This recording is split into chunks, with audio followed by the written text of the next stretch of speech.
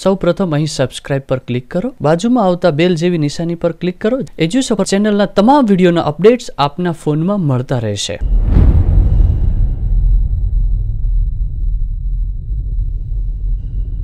નમસ્કાર મિત્રો, આપ સર્વનું ફરી એકવાર હું નિકુંજ ગોડેશ્વર એજ્યુસફરમાં હાર્દિક સ્વાગત કરું છું. મિત્રો આજે આપણે ભણી રહ્યા છીએ ભારતનો ઇતિહાસ અને એમાં પણ આધુનિક ભારતનો ઇતિહાસ. એમાં આપણે ઘણા બધા આગળ લેક્ચર કવર કરી લીધા છે. આજે આપણે ભણીશું 1857નો સંગ્રામનો પાર્ટ બીજો. હવે આજે આપણે 11મા લેક્ચર તરીકે શીખીશું 1857નો સંગ્રામ પાર્ટ 2. ઓકે, તો આપણે વિદ્રોહ કઈ રીતના થયો, એમાં કોણે કોણે કેવો ભાગ ભજવ્યો, એમની શરૂઆત કઈ રીતના થઈ અને કંપનીએ એટલે કે ઈસ્ટ ઇન્ડિયા કંપની અંગ્રેજોએ એ વિદ્રોહને દબાવવામાં સફળતા કઈ રીતના મેળવી લીધી એ આપણે જોયું. પણ હવે એ અસફળ શું કામ થયો, એના કારણો શું હતા? આ વિદ્રોહ નિષ્ફળ ગયો, સફળ ન થયો, એના કારણો શું હતા એનો અભ્યાસ આપણે કરીશું.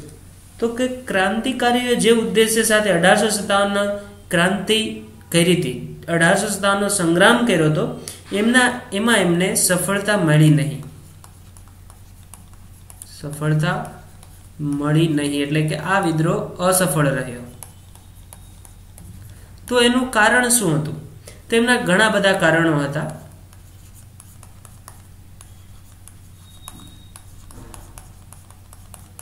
ઘણા બધા કારણો હતા એવું આપણે કહી શકીએ.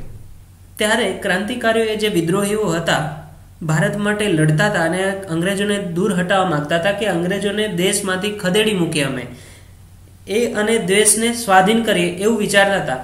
પણ આ જે વિદ્રોહ થયો અને નિષ્ફળ ગયો તો અંગ્રેજો એવી નીતિનો સહારો લીધો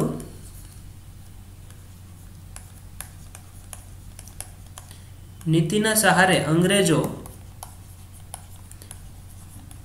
બીજા 90 વર્ષ સુધી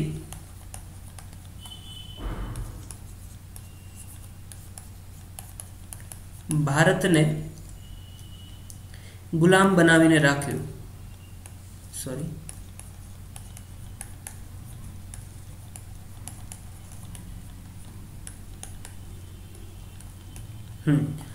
જો કે અંગ્રેજોએ એક એવી નીતિ એપ્લાય કરી કે જેના આધારે ત્યાર પછી 1857 પછી અંગ્રેજ સરકાર સફાળી બેઠી થઈ ગઈ, અંગ્રેજ સરકાર જાગી ગઈ અને એણે એવી નીતિનો આશરો લીધો કે ત્યાર પછી બીજા 90 વર્ષ એટલે 1857 પછી બીજા 90 વર્ષ સુધી એમણે ભારત ઉપર રાજ કર્યું. જો 1857 થી 1947 સુધી એટલે કેટલા વર્ષ થાય? 90 વર્ષ. આ 90 વર્ષ સુધી એ નીતિઓના કારણે અંગ્રેજોએ ભારતને ગુલામ બનાવીને રાખ્યું અને ભારત ઉપર રાજ્ય કર્યું. તો આ મહાન જે ક્રાંતિ થઈ હતી, આ મહાન વિદ્રોહ થયો હતો 1857નો, એ નિષ્ફળ ગયો. એના કારણો શું હતા? તો એના ઘણા બધા કારણો હતા, એ આપણે જોઈએ એક એક. કે યોગ્ય સમયની રાહ ન જોવી. જો આપણે પહેલા પણ મેં આ આગલા લેક્ચરમાં આપણે ચર્ચા કરી હતી કે આખા દેશમાં એટલે કે સંપૂર્ણ દેશમાં એક યોગ્ય સમય ની જાહેરાત થઈ હતી અને એ ટાઈમ કયો હતો? તો કે 31 મે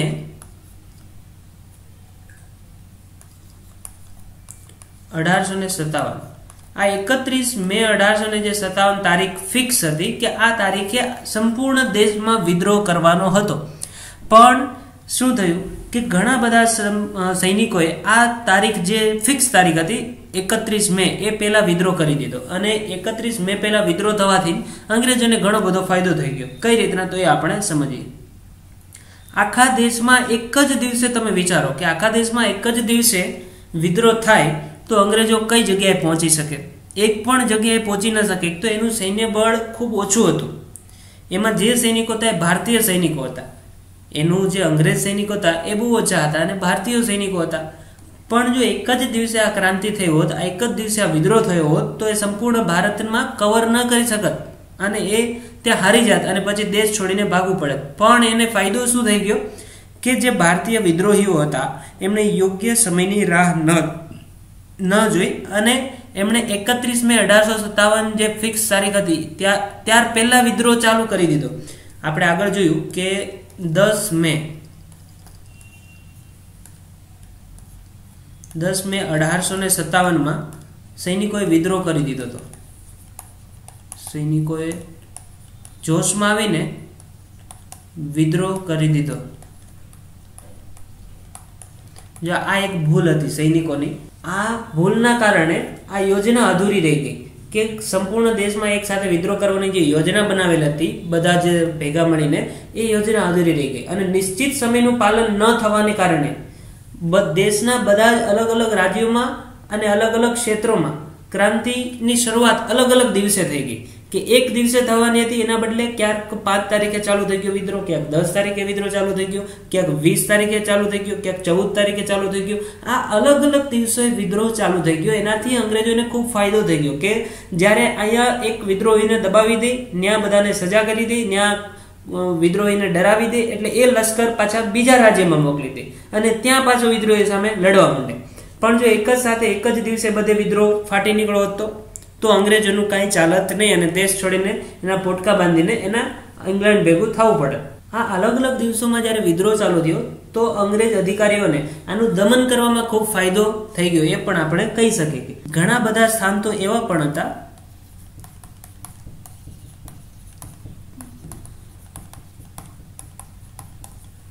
કે 31 મે ના દિવસે 1857 ના દિવસની રાહ જોતા હતા સૈનિકો.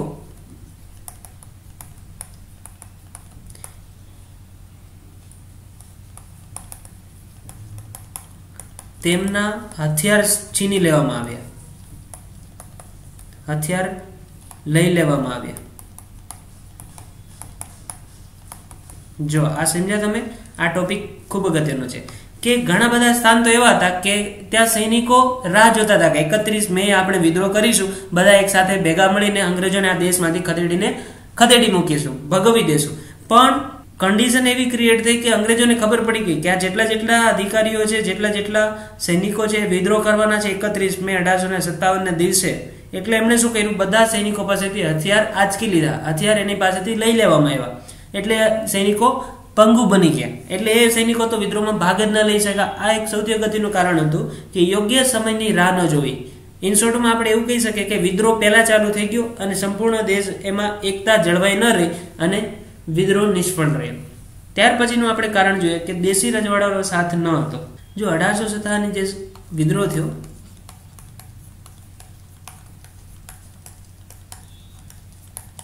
વિદ્રોહમાં ઘણા બધા દેશી રાજાઓએ અંગ્રેજોનો ખુલ્લેઆમ સાથ આપ્યો હતો એવું પણ આપણે કહી શકાય. ઘણા બધા એવા રાજ્યો હતા ભારતભરમાં કે જેમણે અંગ્રેજોને ખુલ્લેઆમ સહાયતા કરી અને વિદ્રોહીના દમનમાં એમણે અંગ્રેજોને ધન, એનું સૈન્ય અને એનું લશ્કર અને એના પોતાના સાધન સામગ્રીનું બધા રીતને સહાય કરી. પછી અમુક એવા રજવાડાઓ પણ હતા જેના નામ હું અહીં લખી દઉં: પટિયાલા, પછી નાભા, પછી જીંદ, આ બધા નાના નાના રજવાડા, અને અફઘાનિસ્તાન અને નેપાળ.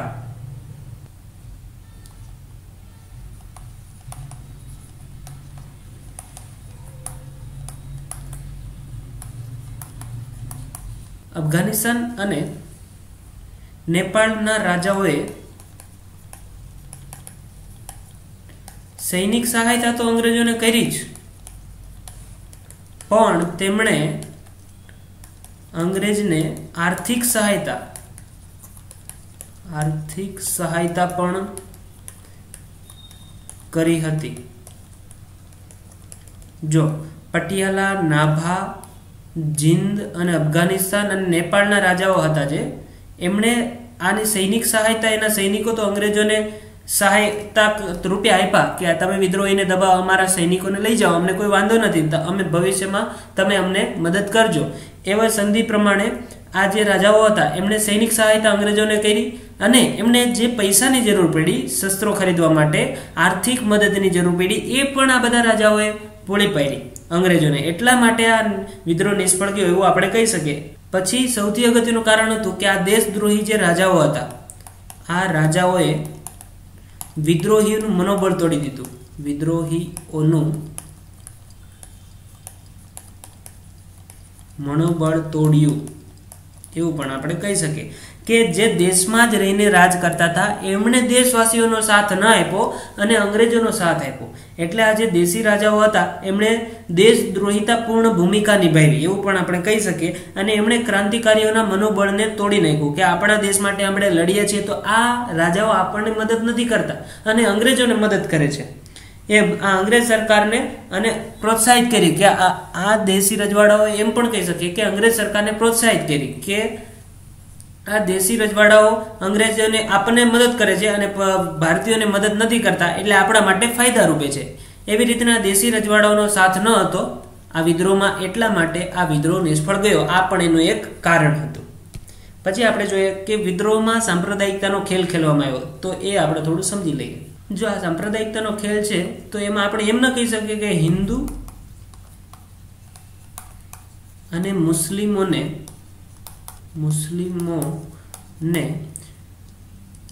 અલગ કરી શક્યા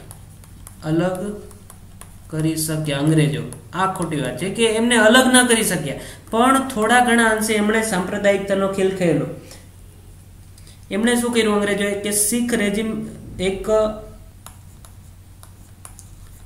શીખ રેજિમેન્ટ અને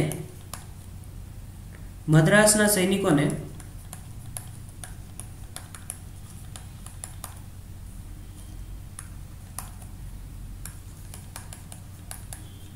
પોતાના પક્ષમાં કરી લીધા. જો અહીંયા બે અગત્યનું, એક શીખ રેજિમેન્ટ, આ તમે યાદ રાખજો જ, અને બીજું મદ્રાસના સૈનિકો, આ પણ અગત્યનું છે કે અંગ્રેજોએ શું કર્યું કે હિન્દુ મુસ્લિમ વચ્ચે એ ભાગ ન પડાવી શક્યા. કારણ કે આપણે આગલા લેક્ચરમાં સમજ્યા હતા કે એ વખતે એટલી બધી સાંપ્રદાયિકતાનો કોઈ હિન્દુ મુસ્લિમ વચ્ચે ભાગ કે એવું હતું નહીં, અને બધા ભાઈ ભાઈની જેમ રહેતા હતા મુગલો વખતથી જ, એટલે એમાં તો એ ફાવી ન શક્યા. પણ એમણે શું કર્યું, સાંપ્રદાયિકતાનો ઉભાર લેવા અને એક શીખ રેજિમેન્ટ અને બીજું મદ્રાસના સૈનિકોને પોતાના પક્ષમાં કરી દીધા. પછી મરાઠાઓ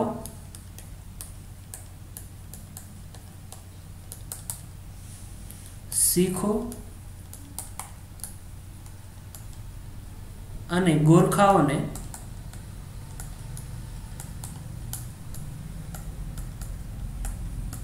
બહાદુર શાહની વિરુદ્ધમાં ભડકાવ્યા,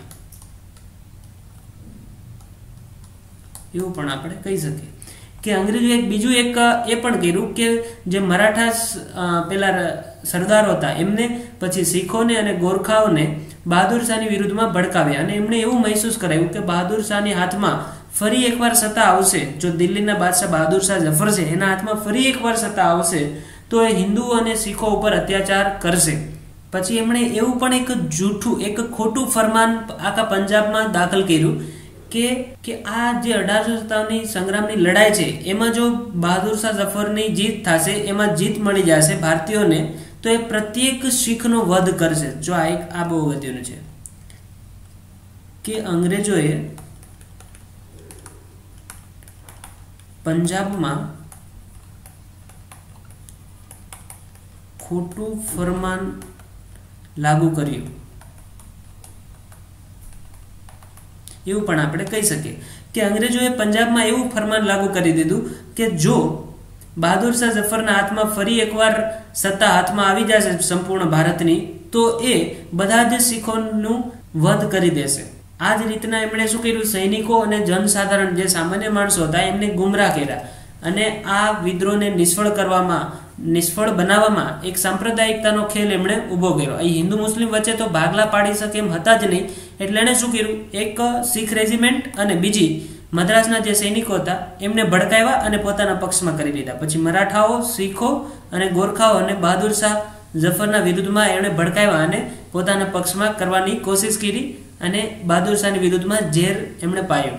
પછી ત્રીજું મુદ્દો એવું કર્યું સાંપ્રદાયિકતાના ખેલ ખેલવામાં અંગ્રેજોએ કે પંજાબમાં ખોટું ફરમાન લાગુ કર્યું, અને એ ફરમાનમાં એવું જાહેર કર્યું કે જો બહાદુર શાહ જફરના હાથમાં સત્તા હાથમાં આવી જશે ફરી એકવાર સંપૂર્ણ ભારતની, તો બહાદુર શાહ જફર પ્રત્યેક શીખનો વધ કરાવશે. એટલે સંપૂર્ણ પંજાબ, એટલે મોટા ભાગનું પંજાબ હતું, એમને આ વિદ્રોહમાં ભાગ ન લીધો, અને આ વિદ્રોહ નિષ્ફળ ગયો. આ પણ એક અગત્યનું કારણ હતું. પછી એક બીજું અગત્યનું કારણ એ હતું કે સંપૂર્ણ દેશમાં વિદ્રોહનો પ્રચાર ન થવો. આમાં ઘણા બધા પ્રદેશો એવા હતા, જેમ કે સંપૂર્ણ દક્ષિણ ભારત, એવું પણ આપણે કહી શકીએ કે સંપૂર્ણ દક્ષિણ ભારત અને પંજાબના મોટા ભાગનો હિસ્સો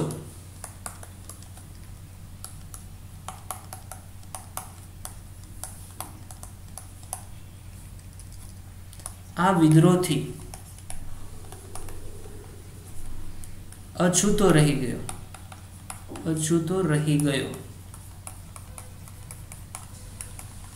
એટલા માટે પણ આ વિદ્રોહ નિષ્ફળ ગયો એવું આપણે કહી શકીએ કે સંપૂર્ણ દેશમાં 1857 જે સંગ્રામ હતો એમનો પ્રચાર ન થઈ શક્યો. જો એવું પણ કહી શકીએ કે આ જે દક્ષિણ ભારત હતું, દક્ષિણ ભારત પ્લસ પંજાબ,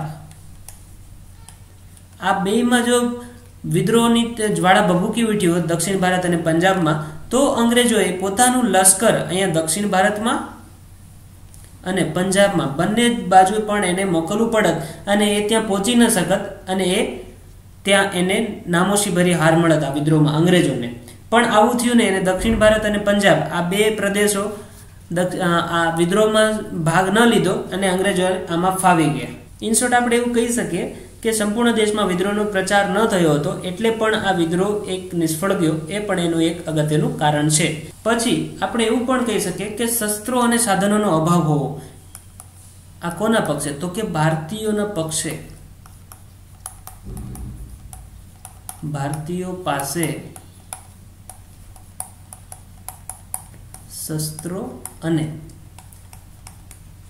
સાધનોનો અભાવ હોવાથી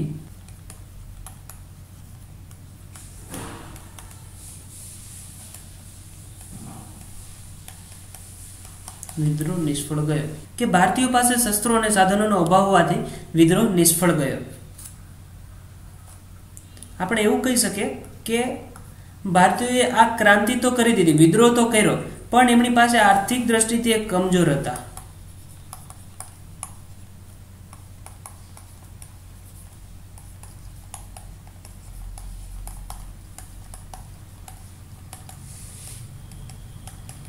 આર્થિક દ્રષ્ટિથી ભારતીયો કમજોર હતા અને એટલા માટે ક્રાંતિકારીઓ પાસે આધુનિક શસ્ત્રો હતા નહીં.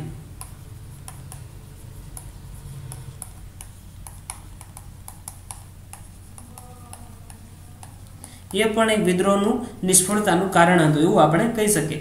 પણ અંગ્રેજો પાસે જો સામે પક્ષે અંગ્રેજો પાસે એ આર્થિક દ્રષ્ટિએ ખૂબ સક્ષમ હતા, કારણ કે મોટા ભાગના ભારતમાં એમનું અત્યારે રાજ ચાલતું હતું અને ત્યાંથી એને મહેસૂલી આવક, પછી ઈસ્ટ ઇન્ડિયા કંપની જે વેપાર કરતી હતી એની પણ એની આવક, આ બધી જ આવકોના કારણે અંગ્રેજો આર્થિક રીતના ખૂબ સબળ હતા એવું આપણે કહી શકીએ.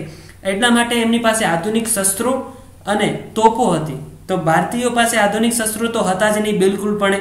એમની પાસે એક લાઠી, તલવાર, ભાલા, આવા જે પારંપરિક હથિયારો હતા, પારંપરિક હથિયારો, એનાથી જ ભારતીયોને આ વિદ્રોહ લડવાનો હતો. તલવારો, ભાલા, પછી કોહાડીઓ અને લાઠીઓ, આ જે અગત્યના એની પાસે પારંપરિક જે અસ્ત્રો શસ્ત્ર હતા એનાથી એને વિદ્રોહ લડવાનો હતો. એક દૂર સુધી એ વિસ્ફોટ કરી શકે એવી તોપ નહોતી કે દૂર સુધી એમને કોઈ અંગ્રેજને ગોળી મારવી હોય તો એવી બંદૂકો એમની પાસે હતી નહીં. આ બધા જ આવા અસ્ત્રોનો એની પાસે અભાવ હતો. એ પણ વિદ્રોહને નિષ્ફળ બનાવવામાં એક અગત્યનું કારણ બન્યો, અસ્ત્રો. કારણ કે આર્થિક દ્રષ્ટિએ આપણે સક્ષમ હતા જ નહીં, તો આપણી પાસે આધુનિક અસ્ત્રો તો હોવાના જ નહીં. સામે પક્ષે અંગ્રેજો ટેકનોલોજીની બાબતમાં પણ આગળ હતા. એમની પાસે ખૂબ આધુનિક રાઇફલો હતી, આધુનિક તોપો હતી અને સૌથી વધારે એની પાસે જો કોઈ સાધનો હોય તો એ હતા રેલવે, તાર અને ડાક. આ બધી જ વ્યવસ્થાઓ એની પાસે હતી. એ આપણે હવે સમજીએ. જો બીજું શું એની પાસે? રેલવે,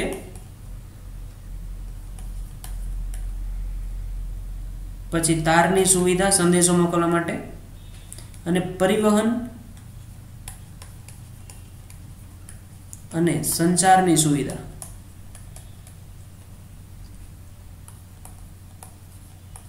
સુવિધાઓ અંગ્રેજો પાસે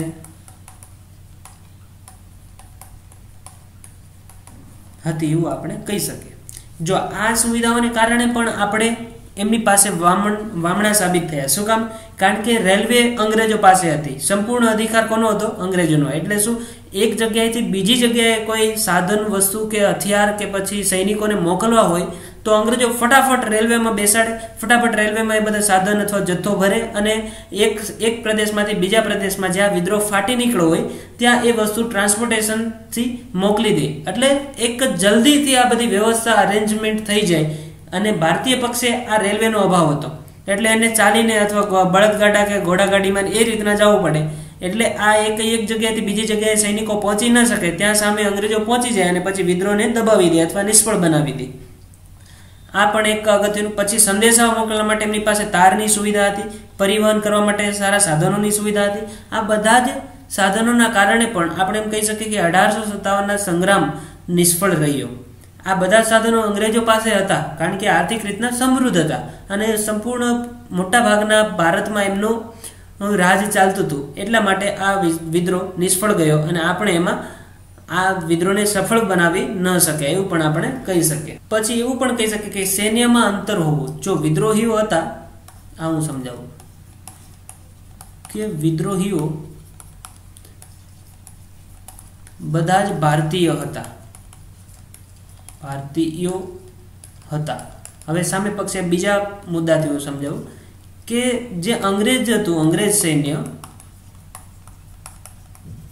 એની પાસે બહુ મોટું સૈન્ય નહોતું પણ એમની પાસે શું હતું અંગ્રેજ સૈન્યમાં? તો કે એમની પાસે ભારતીય સૈનિકો તો હતા જ, ભારતીય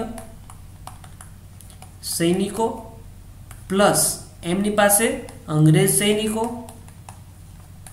એની સંખ્યા બહુ ઓછી હતી પણ એ હતા તો ખરા જ, પ્લસ રાજા અને મહારાજાઓના સૈનિકો એટલે કે શાહી ફોજ જે કહેવાય એ પણ અંગ્રેજો પાસે હતી. જો એક તો ભારતીય સૈનિકો, ભાડાના સૈનિકો તો એને બધા જ પ્રદેશોમાં રાખ્યા હતા, પ્લસ અંગ્રેજ સૈનિકો હતા એમના ઓફિસરોને બધા, પ્લસ સૌથી અગત્યનું રાજા અને મહારાજાના જે શાહી ફોજો હતી.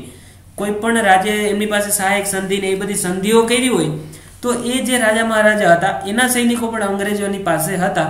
એટલા માટે આ બધા સૈનિકોનો સાથ સહકાર ભેગો થાય તો એ આ વિદ્રોહી કરતા ઘણા બધા વધારે હતા.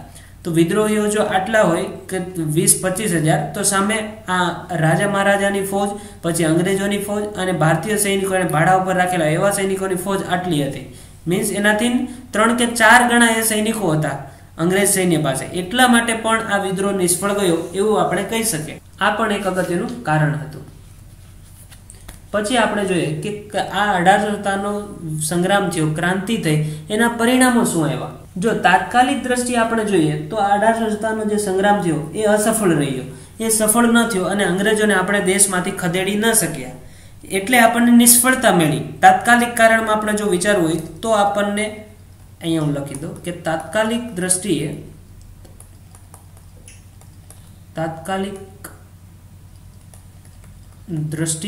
આ વિદ્રોહ ક્રાંતિ થઈ જઈએ નિષ્ફળ રહી. પણ વહીવટી દ્રષ્ટિએ એમાં ઘણા બધા પરિણામો લાવી ગયા વિદ્રોહ. જો આ વિદ્રોહ થઈ ગયો એટલે અંગ્રેજો ઘણા બધા સતર્ક થઈ ગયા. જો અંગ્રેજોના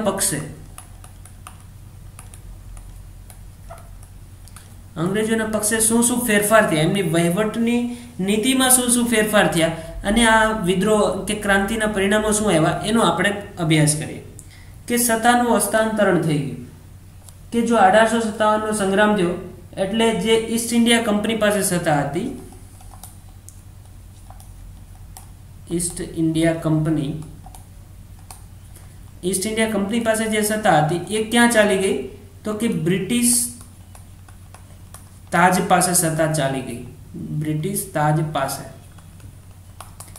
પહેલા જે ઈસ્ટ ઇન્ડિયા કંપની જ આખા ભારતનું ઉપર રાજ કરતી હતી. આખા ભારત સાથે સુલેહનામા કરવા, કોઈ પણ રાજ્યની જમીન હડપી લેવી કે કોઈ પણ રાજા સાથે સંધિ કરવી, આ બધા જ કામકાજ ઈસ્ટ ઇન્ડિયા કંપની કરતી હતી. પણ આ વિદ્રોહ થયો ત્યાર પછી એક સત્તાનું હસ્તાંતરણ થઈ ગયું અને જે સત્તાઓ ઈસ્ટ ઇન્ડિયા કંપની પાસે હતી, એમના ડાયરેક્ટરો પાસે હતી, એ બધી સત્તાઓ હવે બ્રિટિશ તાજ પાસે વહી ગઈ.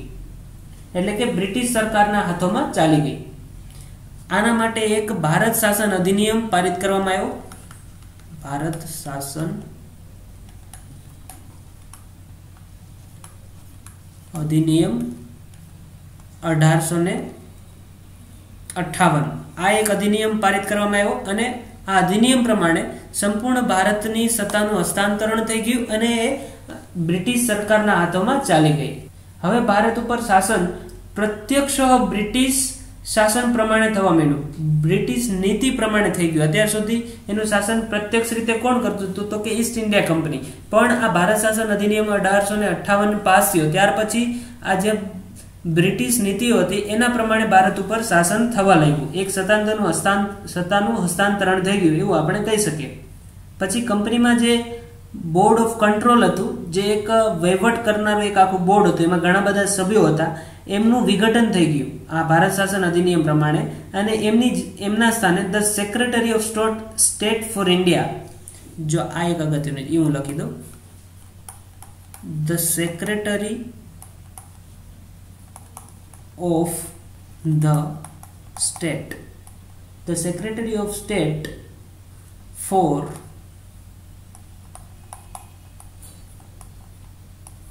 ઇન્ડિયા આ એક પદનું સૃજન કરવામાં આવ્યું. The secretary of state for India આ એક પદનું સૃજન કરવામાં આવ્યું અને એને ભારત સચિવ તરીકે ઓળખવામાં આવતા હતા. ભારત સચિવ, આ ભારત સચિવનું એક નવું પદ બનાવવામાં આવ્યું અને એના થ્રુ આખા સંપૂર્ણ ભારત ઉપર રાજ કરવામાં આવતું હતું બ્રિટિશ સરકાર દ્વારા. પછી બ્રિટિશની જે મહારાણી હતી, બ્રિટનના મહારાણી વિક્ટોરિયા, એમણે ભારતમાં સારા શાસનની વ્યવસ્થા કરવા માટેની ઘોષણા કરી કે અમે હવે જે આ ઇંગ્લેન્ડની જે સરકાર છે એના તરફથી હું ઘોષણા કરું છું કે સંપૂર્ણ ભારતમાં અમે સારા શાસનની વ્યવસ્થા કરીશું. પછી એક સતર્કતામાં વૃદ્ધિ, આ એક બીજો ટોપિક છે, એ આપણે જોઈએ. પહેલું આપણે જોયું સત્તાનું હસ્તાંતરણ થઈ ગયું આખું, ઈસ્ટ ઇન્ડિયા કંપની પાસેથી બ્રિટિશ તાજ પાસે સત્તા ચાલી ગઈ. પછી સતર્કતામાં વૃદ્ધિ થઈ ગઈ કે અંગ્રેજો 1857 સુધી એટલા બધા સતર્ક નહોતા. એને એવું હતું કે અહીંયા ઇન્ડિયામાં કોઈ ક્રાંતિ કરે એવું છે જ નહીં, કે વિદ્રોહ કરે એવું છે નહીં. પણ જેવું આ સંપૂર્ણ ભારતમાં વિદ્રોહ ભડકી ઉઠ્યો એટલા માટે એની જે સેના હતી એમાં એક સતર્કતા દાખવવામાં આવી કે એની સંપૂર્ણ સાધન સામગ્રી ઉપર, સેનાની સંપૂર્ણ સાધન સામગ્રી ઉપર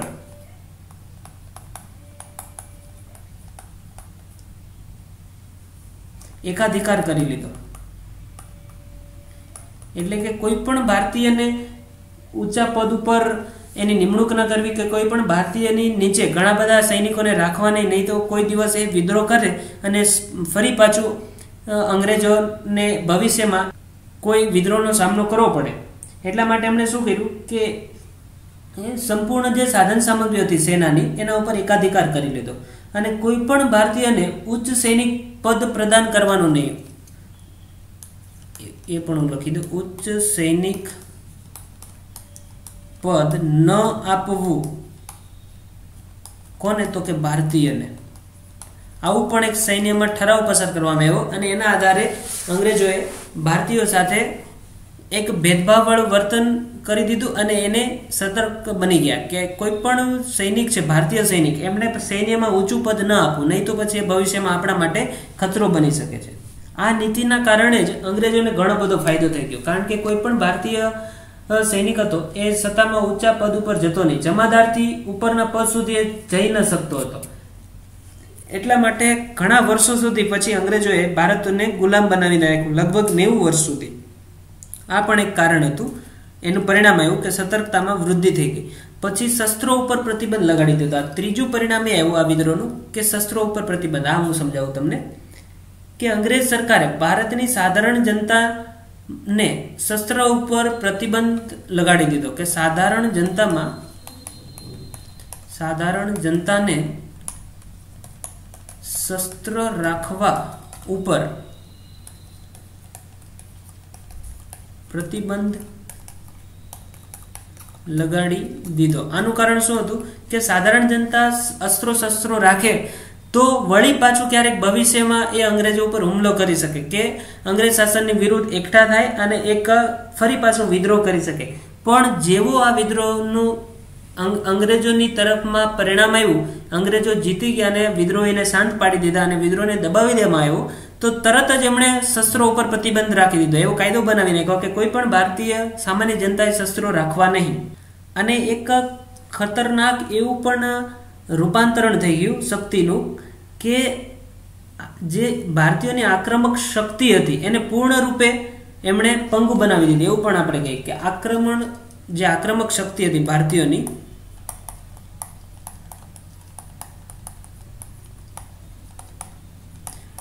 અને પંગુ બનાવી દીધી, બધા શસ્ત્રો છીનવીને બનાવી દીધી, એવું પણ આપણે કહી શકીએ. આ પણ એનું એક પરિણામ આવ્યું. અને જો હવે થતું હતું કેવું કે ભારતીય જે જનસામાન્ય હતા એમના પૈસાથી, એમના ધનથી અંગ્રેજ સરકારની જે સેના હતી એ વધુ ને વધુ શસ્ત્રો ખરીદતી જતી હતી, વધુ ને વધુ સમૃદ્ધ બનતી જતી હતી. એ અંગ્રેજો વધુ ને વધુ સારા અને આધુનિક શસ્ત્રો એની સેનામાં ઉમેરતા જતા હતા. પણ સામે પક્ષે ભારતીયો પાસે કોઈ પણ શસ્ત્ર રાખવાનો અધિકાર નહોતો, એટલે એક શસ્ત્રો રાખી જ ન શકતા હતા. એટલે એ સામાન્ય માણસની જેમ જ જીવન જીવવા માંડ્યા અને ભવિષ્યમાં ક્યારે પણ વિદ્રોહ કરવાની એમને તક જ ન મળી કે સશસ્ત્ર વિદ્રોહ કરી જ ન શક્યા, કારણ કે એની પાસે શસ્ત્ર ઉપર સંપૂર્ણ પ્રતિબંધ રાખી દીધો. આ પણ એક એનું આ વિદ્રોહનું પરિણામ આવ્યું. પછી એક આપણે જોઈએ કે દેશી રજવાડાઓ સાથે મિત્રતા કરવામાં આવી, કે રજા નથી, રાજા વાંચવું તમારે, કે દેશી રાજાઓ સાથે મિત્રતામાં વધારો કરવામાં આવ્યો. જો અંગ્રેજોને એવું લાગ્યું કે જે દેશી રાજવાડાઓ જે હતા એમની સાથે આપણે જે નીતિ અપનાવી એની આપણે ખૂબ મોટી ભારી કિંમત ચૂકવવી પડી છે આ વિદ્રોહમાં. કે ઘણા બધા રાજા હતા એમણે વિદ્રોહની, મોટા ભાગના રાજાઓએ વિદ્રોહીઓને સાથ આપ્યો, પણ થોડાક રાજા એવા હતા જેમણે અંગ્રેજોને સાથ આપ્યો. એટલે એણે હવે ખબર પડી ગઈ કે સાધન સંપન્ન જો હતા ભારતના સમુદાયમાં કોઈ લોકો, તો એ હતા રાજવી પરિવારો.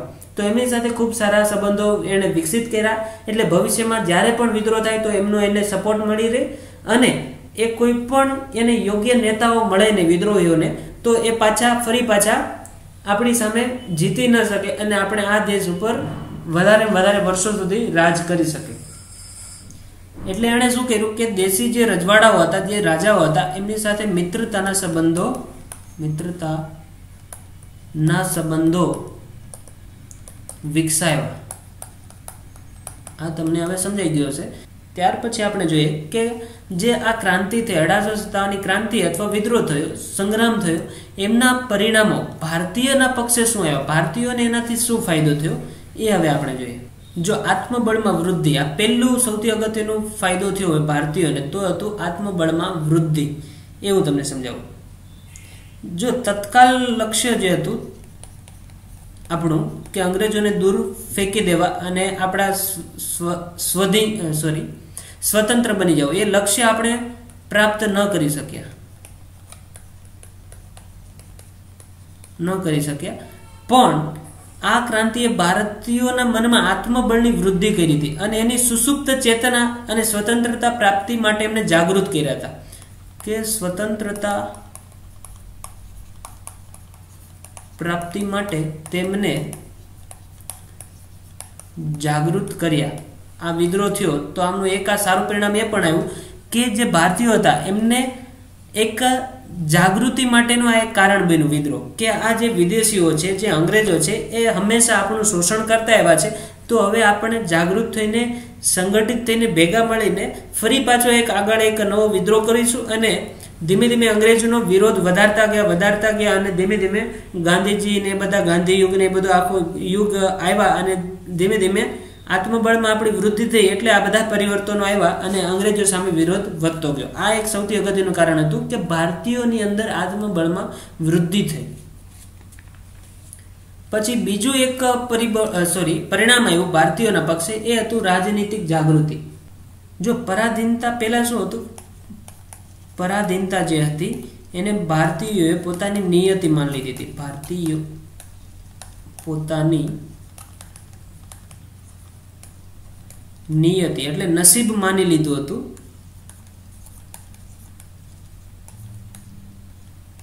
પણ જેવો આ વિદ્રોહ થયો તો એની અંદર એક રાજનીતિક જાગૃતિ આવી, કે એમનામાં એક રાજનીતિક જાગૃતિ આવી કે સ્વશાસન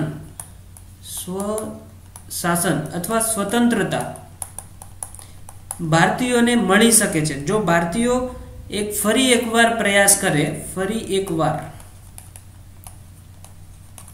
પ્રયાસ કરે તો એમને ફરી સ્વતંત્રતા અંગ્રેજો તરફથી મળી શકે છે એવી એનામાં જાગૃતિ આવી. કોના કારણે આવી? તો કે 1857 જે સંગ્રામ થયો એના કારણે એક રાજનીતિક જાગૃતિ આવી અને એના મનમાં એક એવું વલણ જાગૃત થયું, એવો એક ભાવ જાગૃત થયો કે જો સંપૂર્ણ બધા જ ભારતીયો જે ભારતના પ્રદેશો છે એમના લોકો ભેગા મળીને ફરી એકવાર જો પ્રયાસ કરે તો અંગ્રેજોની ગુલામીમાંથી આપણે મુક્ત થઈ શકીએ છીએ અને અંગ્રેજ આપણી પર જે રાજ કરે છે, આપણે જે પરાધીન છીએ એ આપણું નસીબ નથી, આપણે એને નસીબ માની લીધું છે, પણ આપણે એને આપણા નસીબને બદલાવી શકીએ છીએ. પણ ક્યારે? જો ફરી એકવાર બધા જ આખું ભારત સંપૂર્ણ ભેગું થઈ જાય અને એક રાજનીતિક પ્રયાસ કરે તો.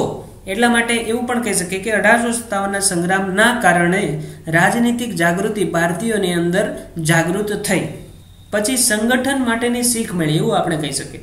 જો ભારતીયોમાં પહેલા સંગઠન ક્ષમતા હતી નહીં, એના કારણે અથવા તેના કારણે આ વિદ્રોહમાં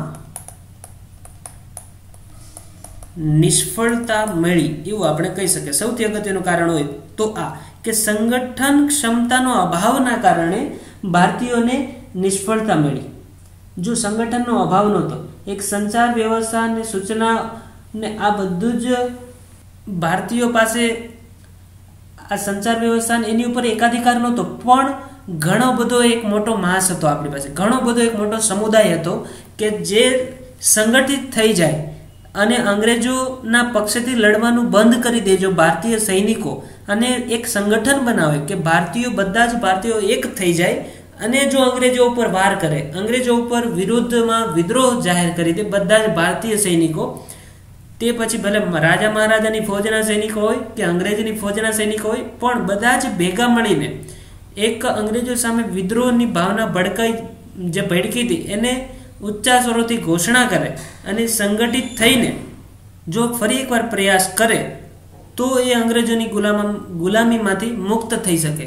એવી એક એને સંગઠન માટેની શીખ મળી એવું પણ આપણે કહી શકીએ વિદ્રોહના કારણે. ત્યાર પછી એકતા માટેની શીખ મળી. જો એકતાના અભાવે એકતા અને સંગઠન આ બંને સમાન લાગે પણ બંને અલગ અલગ છે.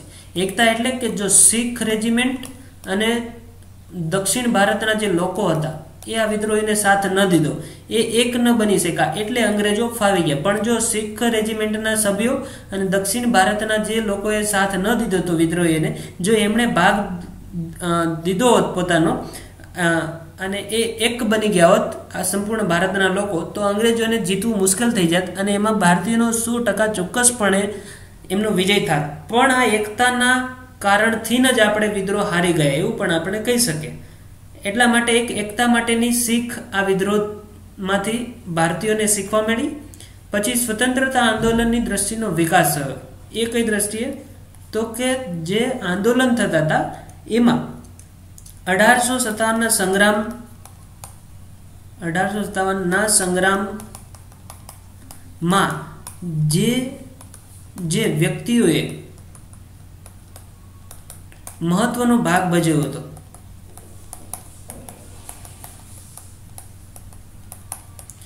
એમના ઉદાહરણો આપવામાં આવતા હતા કે એમના એક દેશભક્ત તરીકે ગણવામાં આવતા હતા. એક એના દિલમાં એક સંજોવીને રાખવામાં આવતા હતા કે તાત્યા ટોપે કે રાણી લક્ષ્મીબાઈ હતી, એમણે આવું કામ કર્યું. આ બધા એક સમાજમાં પ્રેરણારૂપ દાખલાઓ આપવામાં આવતા હતા.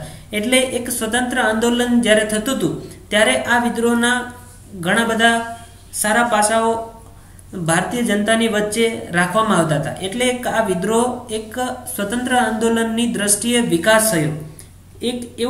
અને બીજું એક દ્રષ્ટિએ આ થઈ. પછી એક બીજો મુદ્દો એ પણ આપણે કહી શકીએ કે 1857ના વિદ્રોહના જે નિર્દયતાપૂર્વક અંગ્રેજોએ દમન કર્યું હતું એ દમનથી અંગ્રેજોનો અસલી ચહેરો સામે આવ્યો.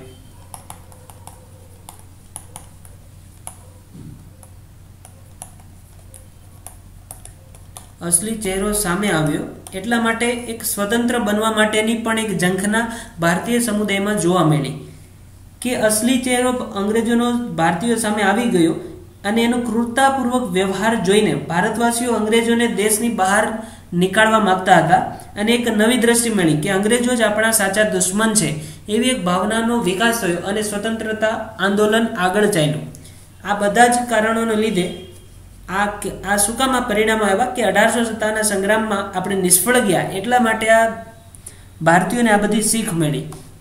ઓકે, તો આ બધા જ કારણોનો આપણે આજે ચર્ચા કરી આ લેક્ચરમાં. હવે આગલા પછીના લેક્ચરમાં આપણે જે સામાજિક સુધારણા થયા 17મી અને 18મી સદીમાં, સામાજિક સુધારણાઓ કે સામાજિક જે આંદોલન થયા એના વિશે આપણે ઇતિહાસમાં વાત કરીશું. ઓકે, લેક્ચર જોવા બદલ આપ સૌનો ખૂબ ખૂબ આભાર. તો મિત્રો, કેવો લાગ્યો આ વિડિયો લેક્ચર? આ વિડિયો લેક્ચરને લાઈક કરો, તમારા મિત્રો સાથે શેર કરો, નીચે કમેન્ટ બોક્સમાં કમેન્ટ લખો અને અમારી YouTube ચેનલને સબસ્ક્રાઇબ કરો.